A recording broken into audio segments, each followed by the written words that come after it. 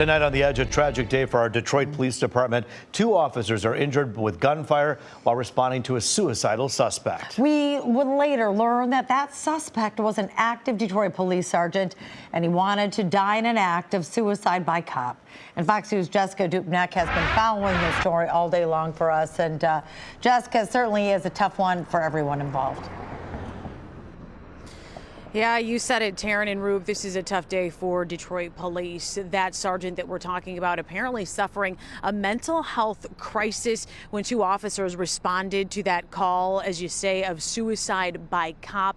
They got there realizing that the sergeant was in full uniform, off duty. They knew that they were dealing with one of their own here at DPD. It's a horrible day. Detroit police officers forced to shoot and kill one of their own as he targets them with a high-power rifle beneath a water tower on Detroit's east side. He is off duty. He is threatening suicide.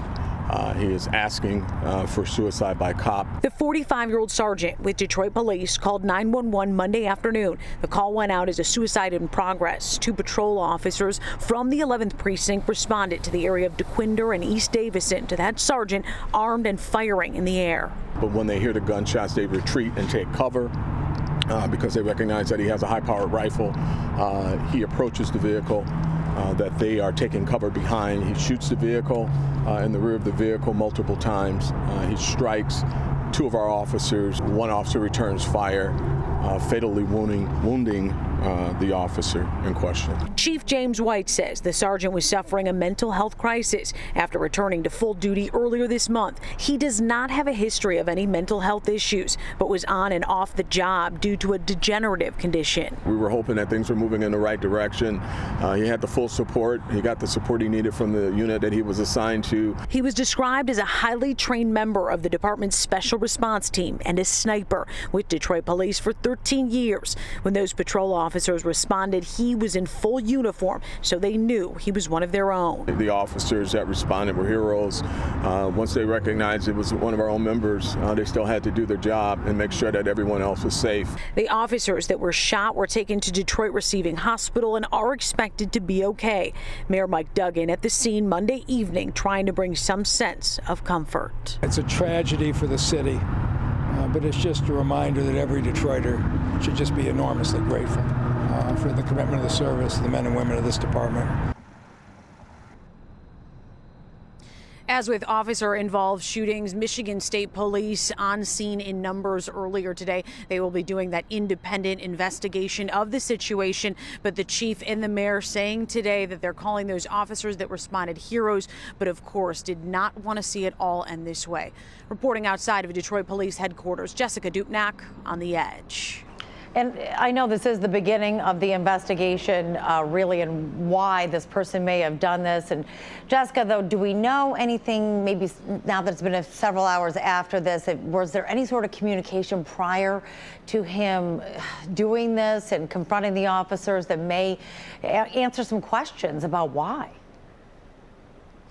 Really, the only thing that Chief White would touch on earlier today was that he did have a degenerative physical condition, no prior mental health issues. There were some utterings, I was told, at the scene by this man towards officers regarding maybe not getting the mental health support that he needed. But Chief White didn't validate that, but did say that Michigan State Police would be looking into all of that, as well as internal affairs here at DPD. And certainly we're thinking about those 2 officers who were put in a very tough position tonight and certainly injured as well. Thanks, Jessica, for that.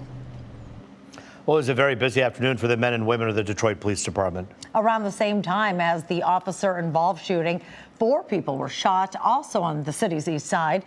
And as Fox News' Dave Spencer reports, at least one of those victims has now passed away.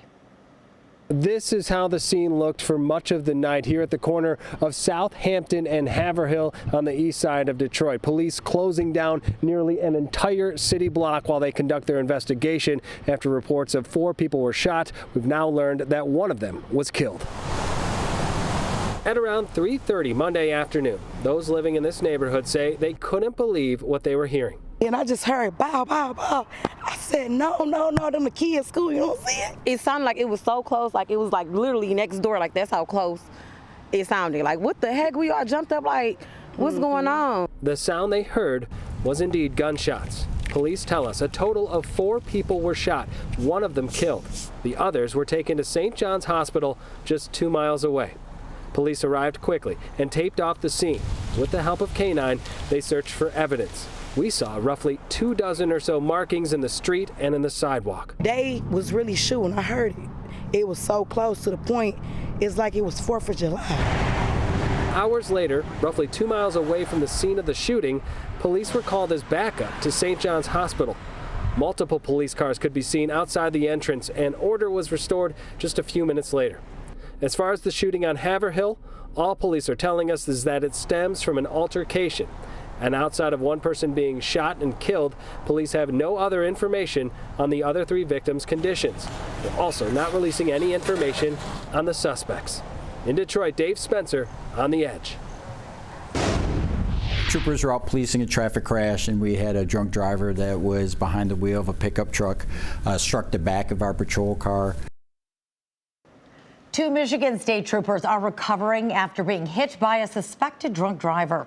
The troopers were stopped at a traffic crash on I-96 when the driver of a Ford F-150 didn't move over and plowed into them. The troopers were released from the hospital and are expected to be okay. The driver was taken into custody, and prosecutors will now decide what charges he will face pending blood work results. Well, charges are filed against a Detroit woman accused of killing 2 people while fleeing from police in Hamtramck. On Thursday, officers attempted to pull over 23-year-old Elissa Glenn at a gas station on Conant. When she sped away at a rate of speed, police say she also disregarded a traffic light and crashed into another vehicle. The crash killed 37-year-old Sujan Mia of Sterling Heights. The victim's family telling us the passenger was the victim's father, and he later passed away as well. Glenn faces several charges, including 2 counts of driving on a suspended license and causing death. She was given a $500,000 personal bond, but is still recovering in the hospital tonight. Funeral services are held for a Hamtramck jewelry store owner who was killed during a break-in in his Rochester Hills home. As loved ones of Hussein Murray grieve, police arrest a second suspect in the case. And we're told that suspect was tracked down during a traffic stop in Plymouth Township. The other suspect, Carlos Jose Hernandez, who was spotted on ring camera there posing as a DTE worker prior to Friday's homicide, was arrested over the weekend in Shreveport, Louisiana. We were able to ascertain that he was very much traveling to get out of state.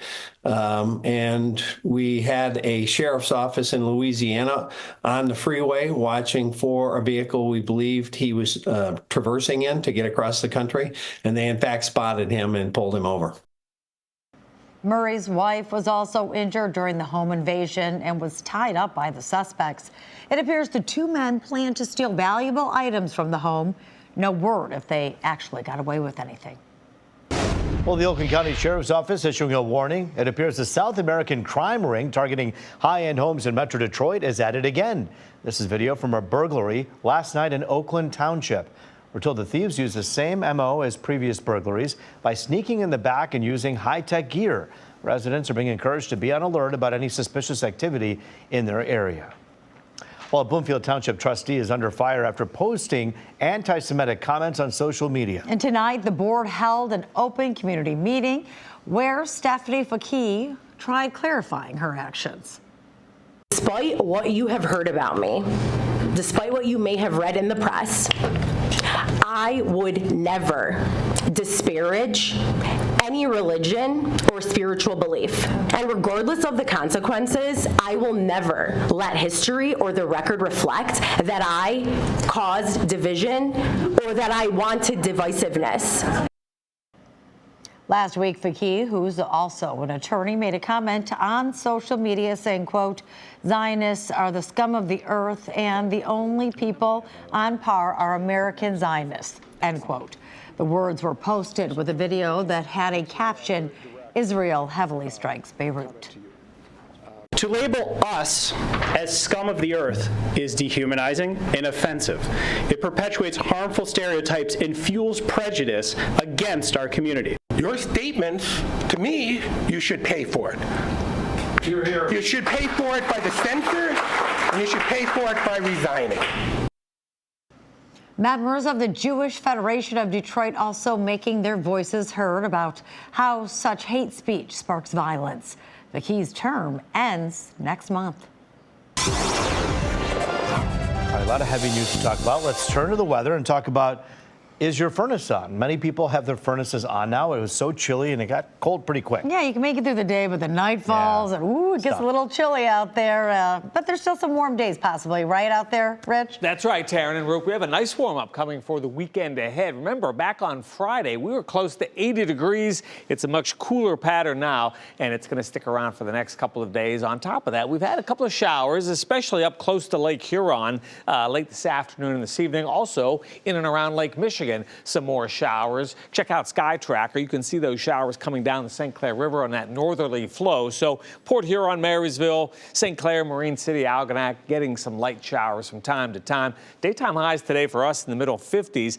Some spots in the thumb stayed near 50 degrees. There's our high, 56, 43 the low. Cooler than what we should be for the middle part of October. Look at Jackson and Albion right now. They're at 38, 42 Pontiac, City Airport, 46. There's Windsor at 43. That flow is light, but it's from the north and northeast, and that continues to pump in cooler air. Look at Traverse City, 39 right now, 42 in Bad Axe, 43 in Port Huron. So eventually we're going to get high pressure to build in. Tomorrow, still a shower chance, but improving weather starts Wednesday, and then that warm-up comes for the end of the week. It's going to be chilly tonight, down to 39.